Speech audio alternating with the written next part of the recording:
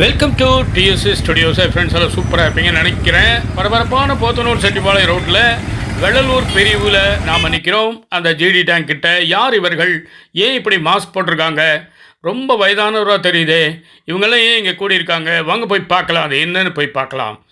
ஓஹோ, இந்த வெள்ளலூர் குப்பை கிடங்குக்காக இன்றைக்கி மனித சங்கிலி நடத்துகிறாங்க. சரி சரி சரி சரி சரி அது ஒரு தீராத பிரச்சனையாக இருக்குது. அதனால் பலவிதமான ஆபத்துக்கள் நம்மளை நோக்கி வந்துருச்சு ஏற்கனவே. அதோடு எப்படியோ போராடி வாழ்ந்துட்டுருக்காங்க. தாண்டி கண்டிப்பாக அவங்க சளி காய்ச்சலோட தான் வராங்க. பெரியவங்க எடுத்துக்கோங்க, பெரியவங்களுக்கு அவ்வளோ ப்ராப்ளம்ஸ் இருக்குங்க. எல்லாம் எதை எடுத்தாலும் யார் கேட்டாலும் லங்ஸ் இஷ்யூஸ் தான் சொல்கிறாங்க. சார், இது வந்து ஆக்சுவலாக குப்பை கிடங்குல, இது ஒரு ஃபேக்ட்ரி. டெய்லி பார்த்தீங்கன்னா அவ்வளவு ஸ்டேட்மெண்ட்ல கூடாதுன்னு ஸ்டே இருக்கு. அப்படியும் மீறி எப்படிங்க நீங்கள் கொட்டலாம்? இதுக்கு மீறியும் கொண்டு வந்து கொட்டுவோம், ஏதாவது பண்ணுவோம்னா மக்கள் இன்னும் தீவிரமா நாங்க போராட்டத்துல இறங்குவோம். ஆண் பெண் வேறுபாடின்றி குழந்தைகள் முதல் பாருங்க, அந்த 4 வயது குழந்தை போராட்டத்தில் இறங்கியிருக்கு. காலக்கொடுமை இல்லாமல் வேறு என்ன, முதியவர்கள் வரை அனைத்து ஜாதி மதம் இனம் மொழி அனைத்தையும் கடந்து இந்த ஒரு நல்ல காரியத்துக்காக இங்கே கூடியிருக்கிறார்கள். ஐயா, இவர்கள் யார்? இவர்கள் என்ன வேலை கேட்கிறார்களா, அல்லது ஊதியம் கேட்கிறார்களா, அல்லது பஞ்சப்படி பயணப்படி அந்தப்படி இந்தப்படி என்று ஏதோ வாய்க்கு வந்தபடி கேட்கிறார்களா? இல்லை ஐயா, இல்லை. அவர்கள் உயிர் பிச்சை கேட்கிறார்கள். நிலைமை என்னவென்று தெரியாமலேயே மகிழ்ச்சியான ஒரு குழந்தை, பாவம், அதற்கும் நுரையீரல் இருக்கிறது, அதுவும் மூச்சு விட்டால் தான் உயிர் வாழ முடியும். பெரியவர்களுக்கே பாதிக்கும் பொழுது சின்னஞ்சிறு சிசுக்கள், இங்கு வாருங்கள், போர்வை போத்திக் கொண்டு கை குழந்தை, மிக கை குழந்தை. ஆக இவர்களுக்கும் அந்த பாதிப்பு இருக்குமா இருக்காதா? சாதாரண விஷயம்தானே, சாதாரண விஷயம். பெரிய காரியங்களை செய்ய சொல்லவில்லை. மனிதர்கள் வாழும் ஒரு முறைக்கு, வாழும் ஒரு நிலைக்கு எங்களை தள்ளுங்கள் என்றுதான் சொல்கிறோம். இந்த பெரியவரை பாருங்கள், 90 வயதை கடந்தும் இந்த மனித சங்கிலி ஆர்ப்பாட்டத்திற்கு முதல் ஆளாக வருகை தந்திருக்கிறார். அவருக்கு நமது சிரம் தாழ்ந்த வணக்கங்களை தெரிவித்துக் கொள்வோம். வாழவிடு என்பார்கள், நீங்களும் நன்றாக வாழுங்கள், எங்களையும் வாழ விடுங்கள் என்றுதான் கேட்கிறோம். இந்த 2 ஆட்டோக்காரர்களை பாருங்கள், மாலை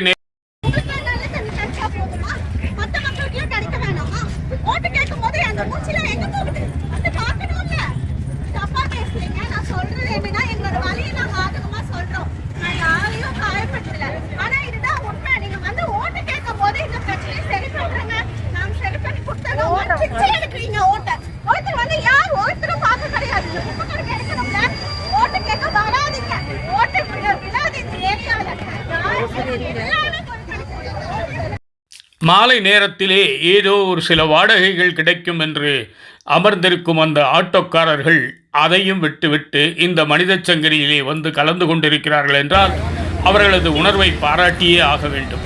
ஐயா, நமது தமிழர்களின் பண்பாடு மரபு உங்களுக்கு தெரியாதா என்ன? ஐயா, காமராஜர் காலத்திலிருந்தே வியட்நாமில் சண்டை நடந்தால் விருதுநகரில் கண்ணீர் வடிக்கும் அப்பாவிகள் நாம்.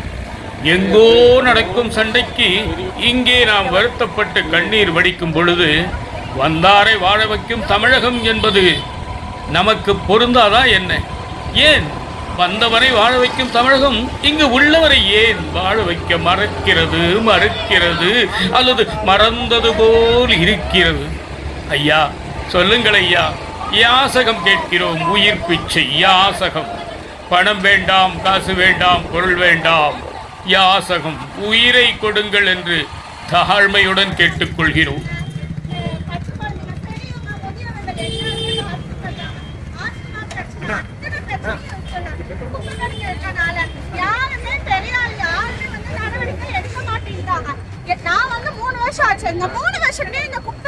வந்துகிட்டே இருக்கு, வீடு கதவு ஜன்னல் எல்லாத்தையும் சாத்தினால இது வந்துகிட்டே தான் இருக்கு. இதுக்கு என்னதான் தீர்வு? யார்தான் வந்து தீர்வு சொல்ல போறீங்க? எத்தனை நாளைக்கு நாங்க இந்த கொடுமை அனுபவிக்கிறது? யார்தான் வந்து தீர்வு சொல்ல போறீங்க? எத்தனை நாளைக்கு நாங்க இந்த கொடுமை அனுபவிக்கிறது? இந்த வர்ணனை செய்யும் டி. சண்முக சுந்தரம் ஆகிய நான் ஏதோ மீடியாவில் அதன் ஸ்டூடியோவில் குழு குழு அறையில் அமர்ந்து கொண்டு உங்களுடன் உரையாடுகிறேன் என்று நினைக்க வேண்டாம். நானும் இந்த குப்பை வாசத்தின் ஒரு பலிகடாதான்.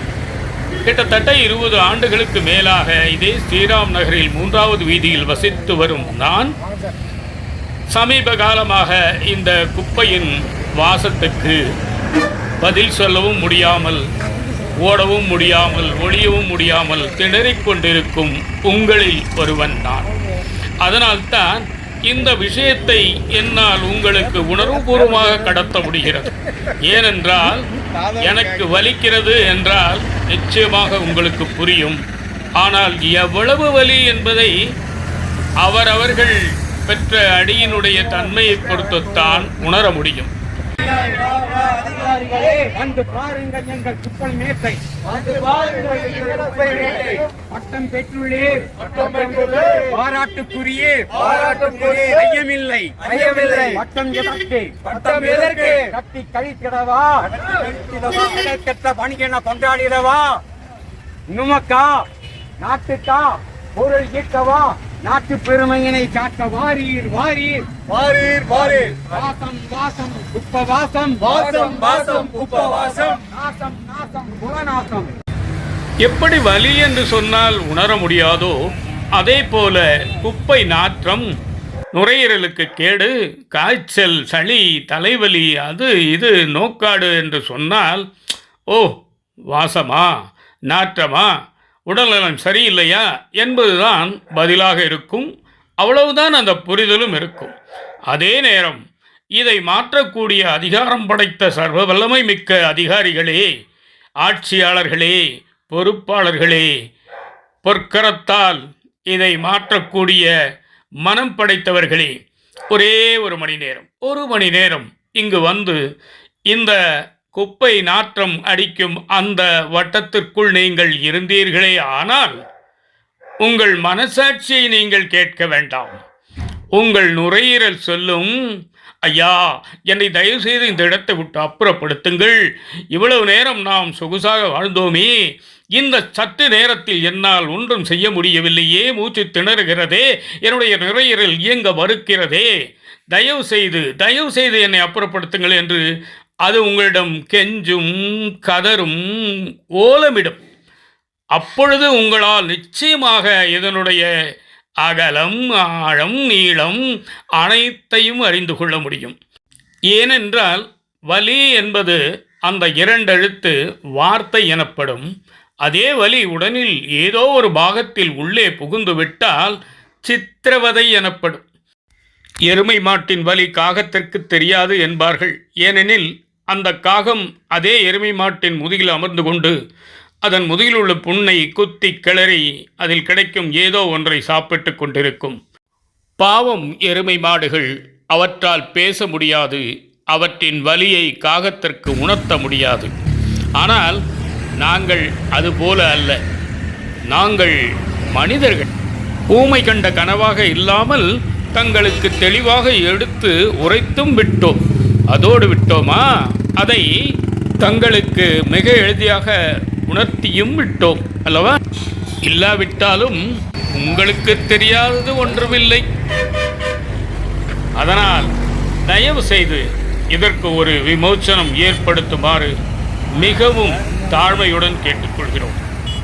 அது மட்டுமல்ல, நான் சார்ந்த இந்த போத்தனூர், கோயமுத்தூருக்கு மட்டுமல்ல எனது இந்த வேண்டுகோள், தமிழ்நாட்டில் உங்களுடைய அதிகாரத்துக்கு உட்பட்ட கடைசி கிராமம் வரை எங்கெல்லாம் இதுபோல அசௌகரியங்கள் இருக்கிறதோ, சுகாதார சீர்கேடுகள் இருக்கிறதோ, அதையெல்லாம் தயை கூர்ந்து ஒரே நாளில் இல்லாவிட்டாலும் கொஞ்சம் கொஞ்சமாக அகற்றிக்கொண்டே வாருங்கள். மனிதர்கள் நிம்மதியாக வாழட்டும். வேறு என்ன நாம் பெரிதாக செய்துவிடப் போகிறோம் அல்லது கொண்டுதான் போய்விடப் போகிறோம்? இருக்கும் வரை ஒரு நிம்மதியான, ஒரு சுகாதாரமான வாழ்க்கை மிக மிக குறைந்தபட்ச வேண்டுகோள் இது. இதை கூட நிறைவேற்றக்கூடாதா? யோசனை செய்யலாம் அல்லவா? தயவுசெய்து யோசனை செய்யுங்கள். நாங்களும் மனிதர்களின் வகையைச் சேர்ந்தவர்கள்தான். அனைவருமே இந்த மண்ணில் பிறந்தவர்கள் அனைவருமே மனிதர்கள்தான். ஒரு சாரார் சீராகவும் சிறப்பாகவும் வாழ்கிறார்கள், ஒரு சாராருக்கு அது கிடைக்கவில்லை. ஐயா, நாங்கள் ரோட்டில் உள்ள குழி குண்டுகளை சமாளித்து பயணம் செய்துவிட்டோம். மாசு கட்டுப்பாடு வாரியத்தையும் மீறி கண்டபடி கார்பன் புகைவிடும் வண்டிகளின் புகைகளையும் சுவாசித்து சமாளித்து விட்டோம். ஆனால் இந்த வெள்ளலூர் குப்பை கிடங்கு, ஒருவர் சொன்னாரே அது கிடங்கல்ல ஃபேக்டரி என்று, இந்த கொடுமையான நாற்றத்தை உற்பத்தி செய்யும் அந்த ஃபேக்டரியிலிருந்து எங்களை காப்பாற்றுங்கள், காப்பாற்றுங்கள், காப்பாற்றுங்கள் என்று கெஞ்சி கூத்தாடி மன்றாடி கேட்டுக்கொள்கிறோம். இது ஒரு நியாயமான ஆசை என்று நீங்கள் நினைத்தால் உடனடியாக நடவடிக்கை எடுங்கள். இல்லை என்றால் எல்லோரும் இன்புற்றிருக்க வேண்டுவது அல்லாது வேறொன்றறியேன் பராபரமே என்பது உங்களுக்கு தெரியாதா? மறந்துவிட்டிருக்க மாட்டீர்கள் என்ற நம்பிக்கையுடன் விடைபெறுகிறேன். நன்றி, வணக்கம். இந்த பிரச்சனை வந்து குப்பை பிரச்சனை வந்து ரொம்ப ஒரு 20-25 வருஷமாவே ரொம்ப இருக்குது. இது வந்து இங்கே நிலத்தடி நீர் பாழாகிற அளவுக்கு இப்போ வந்தாச்சு. இப்போ நிலத்தடி நீர் வந்து எங்களுக்கு வந்து சுத்தமாக போர் தண்ணியும் வந்து பாழாகிறதுனால எப்பவுமே சிறுவாணியை நம்பி இருக்க முடியாது இல்லையா? சிறுவாணி மட்டுமே வந்து எங்களுக்கு வாழ்வாதாரமாக இருக்காங்க. இந்த தண்ணிக்கு வந்து அதை நம்பி மட்டுமே எல்லாமே வந்து இருக்காங்க. தண்ணி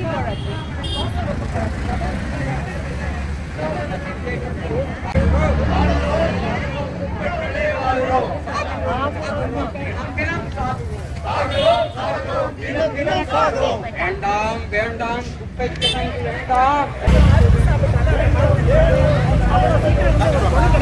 அந்த நேரம் மட்டும்தான் ஸ்லீப்பிங் டேப்லெட் மாதிரி கொடுத்துட்றாங்க. அந்த நேரம் மட்டும்தான் எங்களுக்கு கொஞ்சம் ரிலாக்ஸ் கிடைக்குது. திரும்ப அந்த அது வந்துட்டு ஏன்னா அந்த ஸ்மெல்லே தானே இருக்கிறோம். அதனால எங்களுக்கு ஒரு ஃபுட்டு வந்து சாப்பிட முடியறதில்லை. ஒரு ஃபுட்டு சாப்பிட்டாலும் பெரட்டிட்டு வர்றதுனால எங்களுக்கு ஃபுட்டு சாப்பிட முடியறதில்லை. அது இப்போ எல்டர் எஃபெக்ட் ஆகிட்டாங்க. குழந்தைங்களுக்கு ஸ்கூலுக்கு அனுப்பவே முடியறதில்லை. குழந்தைங்க எப்பவுமே